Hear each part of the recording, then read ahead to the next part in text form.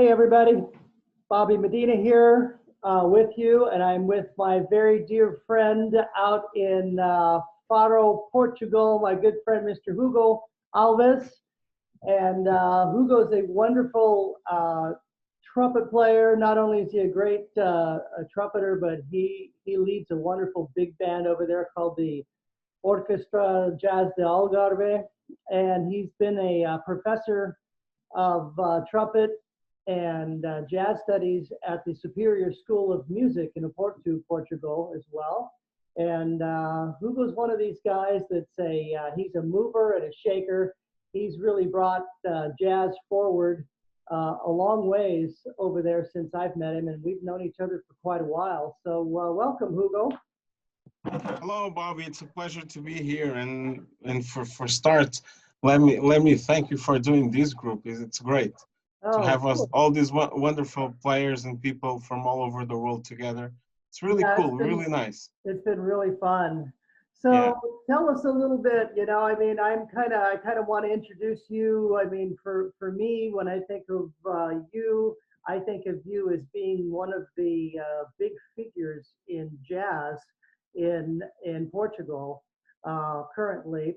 You've done a lot of different things, and I know you started with a band, and you started at one point, and it's grown to yeah, include all kinds of concert series and festivals and things all over the country. So tell us a little bit about how you started your big band and where it started, yeah. where it's at now. Well, the story goes a little bit more behind, let's say, because I actually through the 90s was one of the most requested lead trumpet players in the country. So I mean, by the end of the 90s, I already had probably worked with all professional big bands in Portugal. Not that there were too many, but we are not a big country, as you know. We're a 10 million country. So, but yeah, at the time there were probably like 3 or 4 big bands, and I was the lead player basically almost on all of them. Hmm. Or I would rotate with a very good friend of mine from Brazil, which is not in the country anymore. And so anyway, my experience even started before that, long in the 80s. But yeah, and the experience was always good. It was one of the things I most liked doing. So, and I still do. So then one day, things change in your life, like having a kid, and Yeah, not wanting to be like every day on the road, and you have like 3 suitcases done with clothes to go and come back and forth. yeah, I So get yeah, it. I decided to do other things like producing festivals and concerts while I was doing tours with other bands in Europe as well. But yeah, I decided to go into that. And one of the festivals I did for more time was the Lagos Jazz Festival, where you played as well, Hmm. which lasted for about 10 years. Well, in 2004, it was a festival that had this model of having these courses that people would do. Okay, so you had like workshops and things going on. We used to get up to 40, 50 students, uh, getting enough students and getting enough quality to teach them. I mean, back in 2001, there was only like a couple schools of jazz in the country. And the, the Superior School of Music, where I was teaching until now, opened the jazz degree in 2001. So these workshops were actually interesting and important to put new people on the scene. Not that they would learn in a week, of course not, but they would understand, and they would then look for more help to keep doing it. Right. So it's from one of these years, 2004, that we actually had enough brass instruments among the students to build a student big band. Uh-huh. And this was a totally first experience then, and everybody in the city council loved it very much. And it was interesting because the workshop was like in August, and by September we were doing the first official rehearsal by the end of September. And well, till today, so that was like 15 years ago. Yeah, and time flies, doesn't it? Time flies, yeah. Yeah. So I know you've worked really hard, and people that there's people that perform, there's people that work in the back, and you and me are a lot alike in many ways because we understand and we work both the back end, with doing with the business, working with the production, and Yeah. working as the musician and with the musicians.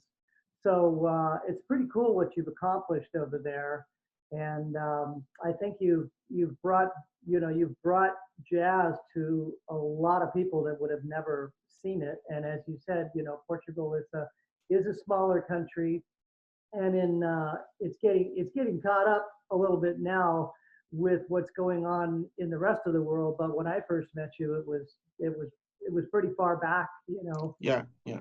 So Yeah, I mean, we have jazz in the country. In the country, it was pretty much very closed because we had a fascist regime till 1974. So American things, everything that was too much liberty wouldn't be like the real cool things to have around. But still, there were these guys in Lisbon that would get together because they had jobs. Some of them were actually flight attendants on TAP airliners, and they would fly to New York. So some of these guys brought records, and they had this club going on, which still goes today. yeah. And they started the club. But yeah, I mean, everything in what is jazz related in Portugal was a bit late here than the whole history of the Right. music And itself. to think that all this started happening in 1974.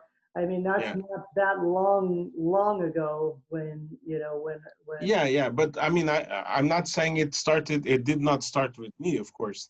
I mean, after the revolution, we have the first generations of jazz musicians in the country. But no, I, but I would I would say that only after the maybe 90s it gets more organized. Yeah, no, yeah, but what organized. I'm meaning is like for a lot of our American friends here and people that might know from other parts of the world. I mean, Portugal had their revolution in 1974. It wasn't like back in the 1500s. Well, they had one back then Yeah, too, right? But that was a different one. yeah, So anyway, so like you're playing lead trumpet. You're one of the most sought after guys over there. You've done studio work. You've done all sorts of jazz yeah, gigs, from big concerts to small clubs, to private events and corporate events and things like that. Just like a lot of us have done. So, what do you do to stay in shape, to keep your chops going? What kind of a routine do you have that kind of, does it change? Are you a person that likes to change your routine all the time, or do you have a set thing that you do? Let us know about that. What do you think? yeah. Well, I have I had to all along my life. I started to play when I was 7. And the person who taught me to play trumpet was a saxophone player. Times were really different back then. I'm talking about some sort of 1980. We had a marching band in town. That's it. If you Mhm. want to learn a brass instrument, that's where you go. So you would eventually find a couple of sheets of some books that somebody copied or and you would try to get more information. So I had to work on my own. I had help of a couple people that would not allow me to do very basic mistakes. But one of the things by luck I did do alone, I don't know why, is the way I blow the instrument, which I always found to make it in a very, let's say, more natural way. So I'm not a physical approach guy playing the trumpet. So I'm not flesh against steel. I just try to blow as easy as I can, and so all my playing is based on that. It's like if I was playing a long tone all the time, and I just Mhm. articulate and do what I have to do. Right. But pressure of air, airspeed are concepts that really help me a lot, and especially because I don't get tired as much. Eventually I can do more work with less time, and I mean it has worked for me. Yeah. I Well, don't think about it these days as much because it's what I do for 30 so much years. Right. Well, I think it's really important, and I think one thing that a lot of people miss, and maybe particularly when they're younger, is that when Yeah, you're young, you just want to rush through everything, and you have a lot of time to practice. But as you get older, you have children, you have family life, you have yeah, business life, you have a lot of things eating at your time. So you have to learn to use your time more efficiently. And so for me, part of how I do things is I like to practice in when I can in different intervals throughout the day. Like right now, we're stuck in this pandemic, so I have the ability to practice in the morning, practice in the afternoon, and maybe practice at night. But yeah. sometimes when I don't, if I really focus and hone in on something, you know, 15, 20 minutes, you can get a lot done in a short amount of Yeah, time. yeah, I agree with that. I mean, I have a set of things I do. I don't stay on them a long time. I keep rotating. So I'm not doing the same long tone exercises the same time on and on, or flexibilities or whatever, because I haven't understood in the past that if I keep doing that, you will become a little machine on that, and that will be eventually perfect. But it doesn't mean that you are actually getting it to all the other stuff you're playing. Right. So different kinds of flexibilities are interesting, as it is interesting. Sometimes I use Max Schlossberg book. Hmm. Sometimes I go to the Williams book, and I use a lot of Charles Collins as well. Hmm. Some other stuff I build myself. I mean, there was a time I played lots of stuff from the Alan Vizuri method. So, Right. I mean, I go as much as I can, and I try to vary because that will give me different situations. That's what I have when I play. I know I'm a jazz player. I mean, I have to improvise. I don't know what I'm playing, Right. and I can't really practice what I don't know I'm gonna play next. Yeah. Well, you want to be prepared for everything and Yeah, well-rounded. And I agree, a lot of times, like, the other thing that happens with us is we get stuck physically in an area, and yeah, you get, it's just like kind of lifting weights. If you do like curls, at first they start working for you, but if that's all you do, the same reps, the same weight and everything, it stops working for you. yeah, And yeah. so you need to add As weight, you need to work other muscles around it. So yeah, it's the same doing different types of studies or different kinds of music. yeah, I do agree on that. I mean, and I see sometimes people actually also use different equipment if they're practicing or if they're gonna play. I don't think that's always a good system. I mean, if it works for some, that's fine. But it reminds me an old story of mine. When I was a kid, I used to play roller hockey. It was big here. Hmm. And I remember we had the sticks, Hmm. and I remember we were a poor club, so we didn't have that much money. So we had to train with old sticks. But when we went to go to play, they gave us like the real good sticks, and we couldn't play the damn thing because they were different. Yeah. And we always had that problem. So I mean, for me, it's like a question of having all the trumpets or the mouthpieces that I use, which are not a lot really, and they've been the same forever, and then just keep rounding on them and having the idea that, of course, some days are better than others. That's how it No, is. I mean, absolutely. I mean, the stuff that, psychologically, it's really for me. There are days I don't practice because I just can't.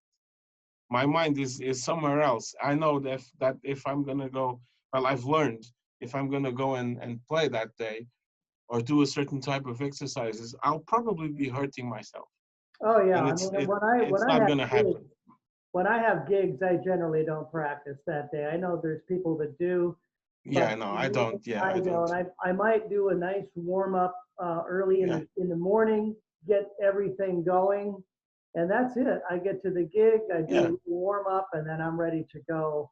I want to be fresh and be able to have a tank of full of course. Yeah, gas. yeah, You know. yeah. Um, Because after a certain period of time, uh, it doesn't matter how sometimes warm up is actually to start is also a mental attitude, exactly. But I mean, after you're playing 10 or 15 minutes, let's say 20 minutes, is there anything else to warm up really?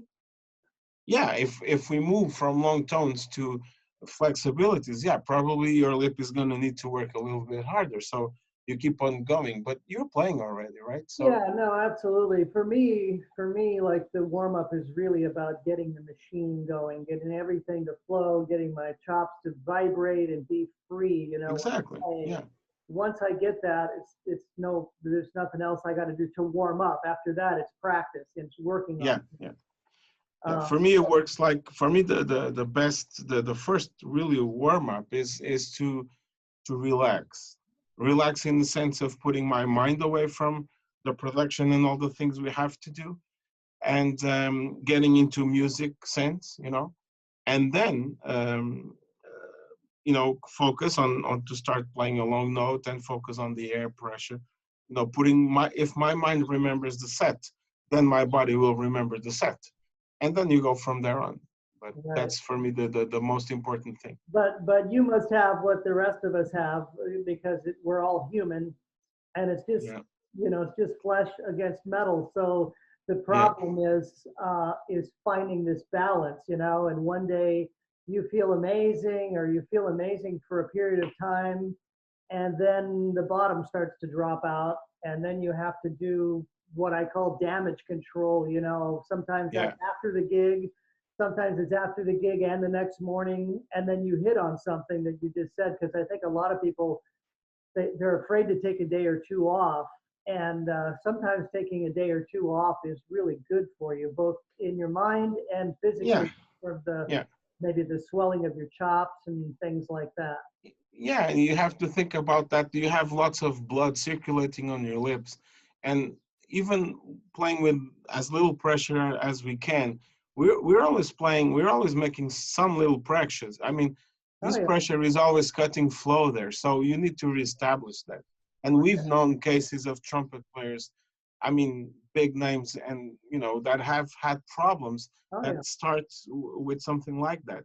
So yeah, I mean, for me, resting even on my daily playing, if I do an exercise or something, 5 to 10 minutes, I'll have to take at least the same half of that amount of time. I Mhm. stop, and that brings me a little bit back. So and that's the way I do. And And if you sometimes think it's the opposite of that. If you're really feeling not good, play a little bit, maybe take twice as much time off. You play 30 seconds, rest a minute, play 30 yeah, seconds, rest a minute or two, yeah, and then it starts to kind of come back together. yeah. And if we think about it, um, I mean, the setup of the mouthpiece on your lips and the sound getting out is basically what you do when you're really playing. Because, I mean, we're not playing straight for 3 hours. We have, an intro to play, then you have like 6 bars, 8 bars, it doesn't matter. Then you Right. have a long solo, then you gotta, if you're playing lead, you gotta go up there something. You Yeah. have, but you're always refreshing the thing. I think that has to be in some way incorporated when we are practicing, because practicing for me is, I mean, it's like a race. You race on the same track, you're gonna really race. So Right. we got to learn the track, and that's the track we have. Well, I have some friends that are really fine lead players, and one of the things that they do is they have a book of lead trumpet charts. I have some myself, and sometimes my routine will be my warm up, and then I'll do a set, like 40 minutes or 50 minutes, just like you would do a set, and put a metronome on and count all the rests and everything, and just go through it, just like a Yeah, real gig. I I uh, I have a good friend of mine. I don't know if you know him. Sal Cracchiolo is his name. He plays lead right now with Tower of Power, and he's played with Poncho Sanchez, all kind of people. Great, great lead player. And I was yeah. asking him a while back. He called me and we were having a chat. And I said, "How do you practice and get ready for the Tower gig?" Because he tells me, "Man, it's so demanding." So I said, "What kind of a routine do you do?" And he says, "We have a recording of all the songs on our show without the horns or without my part in it or whatever." So he says, "I warm up, and then he says, I do that routine. That's my routine. I play all of our repertoire Yeah, because they also have to have all their stuff memorized. And then he of says, course. I take a break and I do the next set, just like we were going to do a thing, because we do two Yeah, sets a night." And he yeah. said, that's pretty much what I do. Yeah, I totally believe on that. I mean, we most of what I play these days is around the big band the repertoire. So they can be older or newer swing, if you want to call it. They can be Latin jazz, funk, or whatever. But I mean, yes, you have to keep doing it. You can't stop. We don't have gigs, of course, every week. We have to prepare. We have lots of things in the middle. So yeah, I do that as well.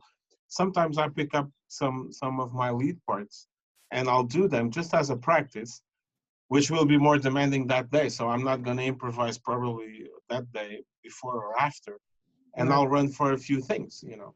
Hmm. And yeah, I mean, but one of the things that for me is interesting and important to do is when I actually do some work for leads, which I don't do that much really, but yeah, for me, some staccatos on some places are really important because not all the notes really come out the horn the same way up there. So I have some tricky ones, and all my horns have taught me that the worst way that I got to do something about it. And yeah, then I'll do that. So do I mean, you, just so everybody knows, do you have a different mouthpiece or mouthpiece and horn combination that you're playing when you're playing lead as opposed to when you're playing jazz? Like what kind of setups are you using these days? well, I was having troubles in the 90s picking up horns. Market here is not like in the US, as you know. Now it's much better. I mean, with all these online stores in Europe. Mhm. I mean, I remember in 2001, I had to go to Paris specifically to pick up horns. I mean, for an American, doing a 3-hour flight probably is nothing, but for us, it's going to the other side of the world because we all have rather small countries here and with different languages. But yeah, at that time, I went there and I picked up a horn that I still use and I use it for quite some time, which is a Schilke S42L. Right. At the time, it wasn't yet John Faddy's model. It was just the model coming out, and it was a really nice balanced horn. So Hmm. I always liked medium bore horns because I use for me pressure and speed of air are important concepts of playing, and a smaller horn gives me better control on that. Hmm. But I mean, all my life, I basically used the same mouthpiece, which was a 3C. Doesn't matter what brand. It was always that size. It's Hmm. still what I use today. Today, I'm a Dennis Wick artist, as you know, so I still I use their 3C on the American Classic series, Hmm. which suits me fine. It's very close, maybe to an old Mount Vernon, if we want. Right. And then, yeah, I used to do all my playing. It doesn't matter if they were lead or not with the same mouthpiece. Why? Well, because if I play lead, I use a lot more air. And that changes completely the way the mouthpiece also works. So I could actually have a different tone playing that. I mean, when we met, I could remember when, but like 15 years ago, I was doing that. Right. And No, when I had that's true. solo work, I was using less air, and my sound is it gets more round, and Yeah, it's we can change the sound with the concept in our head that translates yeah, to just little minute changes in our mouth. You know, yeah. keeping your teeth So what quiet. happened at some point, not too long ago, maybe I don't know, 4 or 5 years, maybe. I always had this spare mouthpiece for leads that it was always on the case, but I barely ever touched it. I remember when I was playing on TV sessions in the beginning of the 2000 years. I used it a few times because man, we were like 16 hours on the studio playing these wonderful licks that were pentatonic to high notes as F or G's. Hmm. So, I mean, after playing 40 times, 50 times the damn thing, I mean, you needed to have something to, at least not to be so demanding on the playing. Yeah. So I used it then. I've kept it and I use it now for playing lead most of the time because yeah, it cuts more the sound and it Yeah. works fine. And Right. I can change basically. I mean, it's like a 3C. It's just shallower. Right. That's it. I have the same. That's what I use, and I use a flugelhorn mouthpiece, which is again the same, just Right. a flugel cup, right? Right. And So, but you're playing what I, I play on the flugel, right? You got a queen on, I'm not a queen on a cancel, which yeah, unfortunately cancel's not around anymore, but it's a great yeah, flugelhorn, that custom series with the big copper yeah, ball. It's a really a nice horn. yeah. And He's how just about there looking to us. do you switch other horns and stuff now when you're playing jazz, or do you still kind of stay with the? Yeah, well, basically, I was using my flugelhorn is the Canstel 1525. I Mhm. think it's 1525, right? The model. I believe so. My trumpet is a late. This trumpet, I mean, I can use it for everything, but it's the one I more specifically use on big band because I really like the sound. And Right. it's a Con 8B Artist, Right. lightweight. Hmm. So I have a silver version. Mine is from 75, so it's a bad ear, but it sounds great. I Hmm. had a great ear of 63 from Hellcart, and it wouldn't be close to this one. So these are really hard finds these days. There weren't many done. So it's almost like a constellation, but it's not. There's a few Right. parts missing, and I mean something else is different on the metal as well for sure. And then, so this is the horn I use more for big band, or sometimes if I have a more harsh material to play on a funk band or even a hard bop band, this Mhm. will give me a better, a more suited sound.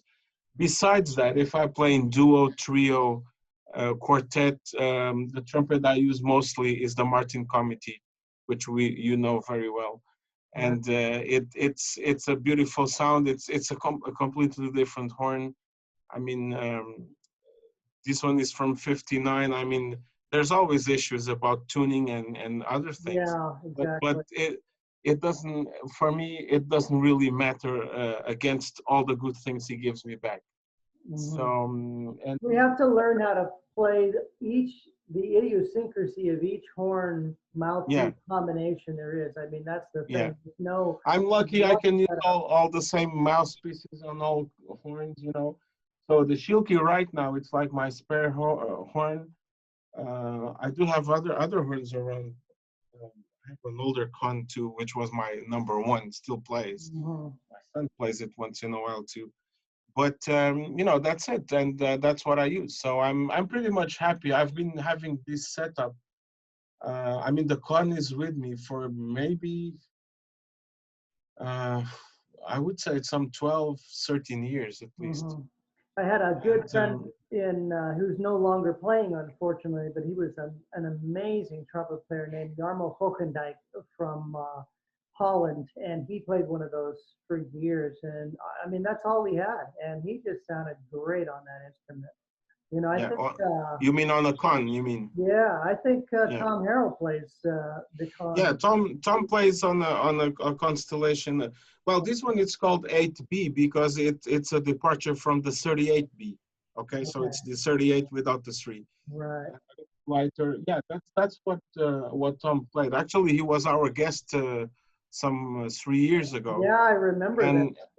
and it was funny because we were talking about that too. We had basically the same horn, and yeah, it's great. I mean, I like the sound of it. There's a certain chord to these horns that is different, you know.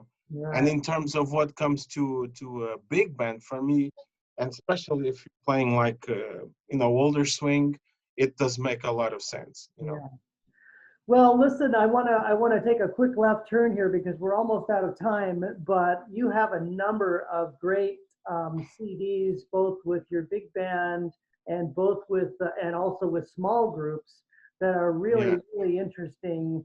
A lot of stuff with some original music, stuff that has music that everybody's going to know.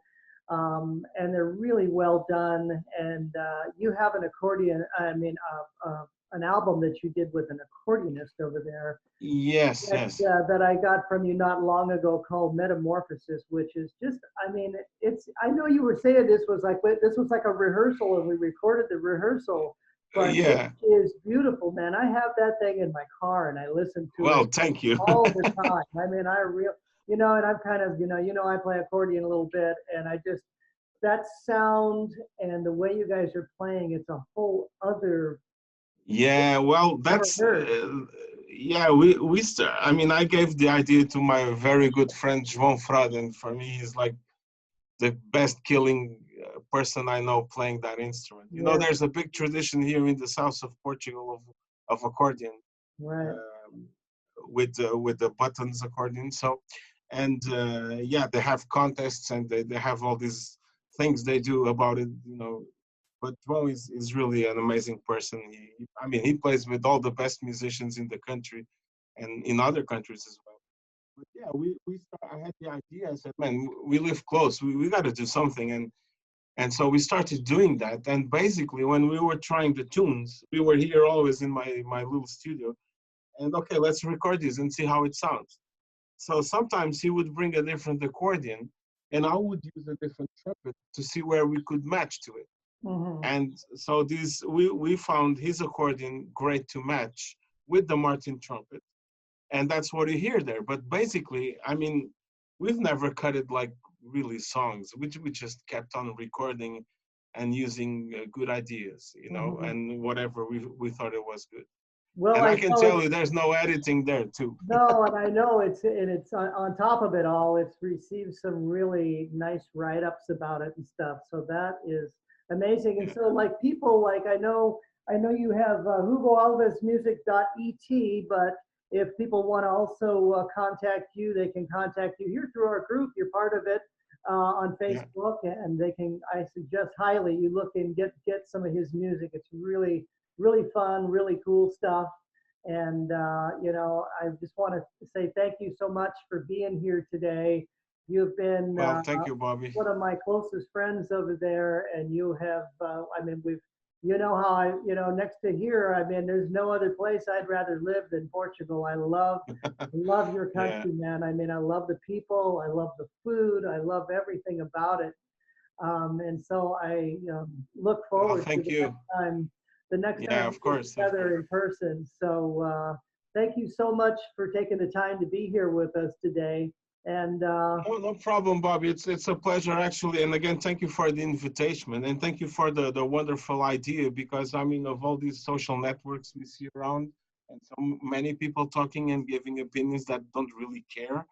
I mean, your group is like a really flash of light, and it's really interesting. And I do hope also that young players can read and see what's going on there, because yeah, they I probably mean, would learn something, you know. I know it's for a certain age group. It was the original concept, but we have a lot of younger people kind of sneaking in Yeah, that yeah, like it's it. fine. As long as everybody is like, respectful and involved in it in a positive way, that's what it's for. So, well, Yeah, listen, I gotta be sorry not to be very active on it, because I see it every day. But the problem right now is we are on these like massive rescheduling gigs because of I the know virus situation. we're And all you know, going I had a through it. postponed big festival. We have, I mean, it's just crazy. So I have to be like with my mind on 50 places at the Yeah. same time. Well, I But know you're a I'll busy be guy, checking in. so thanks again for being part of this, Thank you, and man. we'll look forward to the next time. Okay. Okay, man. Thank you. Okay. Okay, bye bye. Thanks.